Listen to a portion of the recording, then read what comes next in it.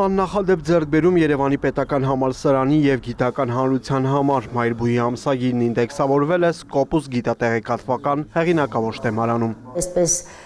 վիրտուալ պատկերացումներ չունենք, որ մենք մի օր կհայտնվենք Scopus-ում։ Translation Studies Theory and Practice ամսագրի առաջին համարը հրատարակվել է 2021 թվականի դեկտեմբերին։ Ամսագրի գլխավոր խմբագիր Ռուզան Ղազարյանն ընդգծում է, սա թիմային աշխատանքի արդյունք է, որը նոր հնարավորություններ և ճանապարհ է բացում հետագա հաղթանակների համար։ Ամսագիրը հաջողություն է գրանցել միջազգային խմբագրակազմի և հեղինակների շնորհիվ։ Ունենք այնպիսի գիտնականներ, որոնք Մեծ Բրիտանիայից են, Միացյալ Նահանգներից են, Իսպանիա, Իտալիա, Պորտուգալիա, տարբեր աշխարհագրությունը շատ մեծ է, բայց այստեղ կուզեմ նշել հատկապես Թեո Հերմանսին, Բրայան Բերին, որոնք համաշխարհային համբավ ունեցող գիտնականներ են, որոնք սիրով մասնակցեցին, տպագրվեցին մեզ մոտ, ինչպես նաև այնպիսի հայտնի համալսարաններ, ինչպես Մադրիդի Կոմպլուտենսեի համալսարանն, Վերոնայի համալսարանն, Տրիեստի համալսարանն եւ շատ ու շատ համալսարաններ, որոնք մեզ հետ համագործակցեցին, օգնեցին, որ մենք կարողանանք ստեղծել այս ամսագիրը։ Scopus-ը նշել այն հիմնավոր պատճառները, թե ինչու է ամսագիրը տեղ գտել իրեն շտեմարանում, հրապարակված հոդվածները մեծամասամբ համապատասխանում են ամսագրի թեմատիկային եւ հետաքրքիր են միջազգային ակադեմիական լսարանին։ Ընտրեցինք լեզվաբանության մի ուղղություն, որը հենց թարգմանաբանական ուղղությունն էր, եւ այդ ոլորտով բնականաբար Հայաստանում ամսագիր չէր եղել եւ չկար, այս պահին էլ չկա,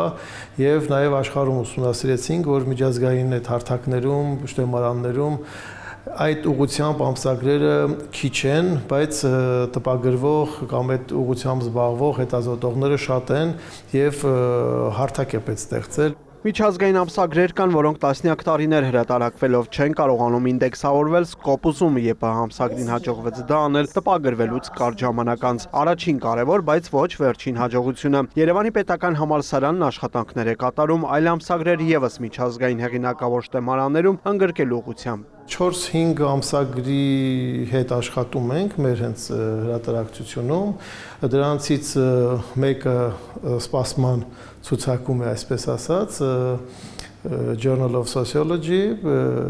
էլի անգլալեզու ամսագիր է, սոցիոլոգիայի ոլորտին վերաբերող եւ Political Science-ը, քաղաքագիտության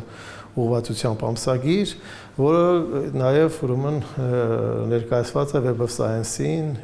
սոցիոլոգիան էլ Web of Science-ին եւ նաև ստեղծեցինք այս տարի մի նոր ամսագիր, որը ի դեպ նույնպես շատ կարեւոր եւ հետաքրքիր ուղղություն է, դա իրանական լեզվաբանությանը վերաբերող անգլալեզու ամսագիր է։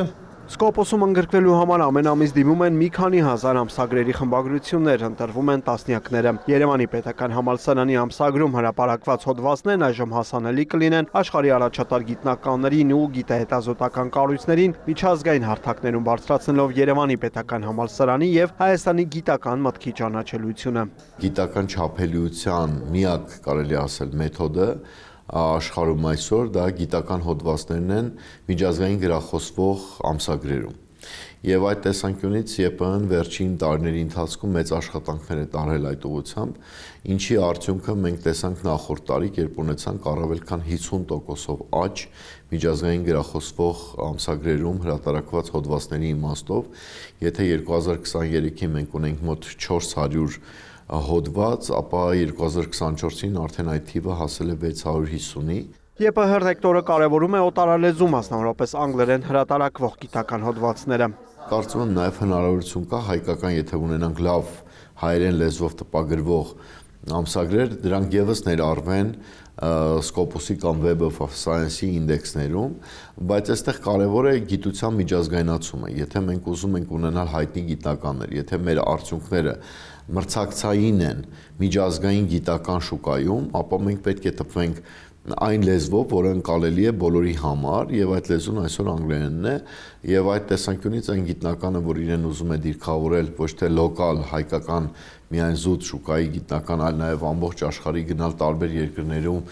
դասախոսություններով հանդես գալ, ինչու՞ չէ, ապա դրա կարևորագույն բաղադրիչը անգլերենով միջազգային գրախոսվող ամսագրերում հոդվածների հրատարակություններն են։ ԵՊՀ ռեկտորի խոսքով վերջին տարիներին գրանցած հաջողությունները պետական քաղաքականության, գիտության ֆինանսավորման զգալի աճի եւ համալսարանի իրականացրած ծրագրերի արդյունք են։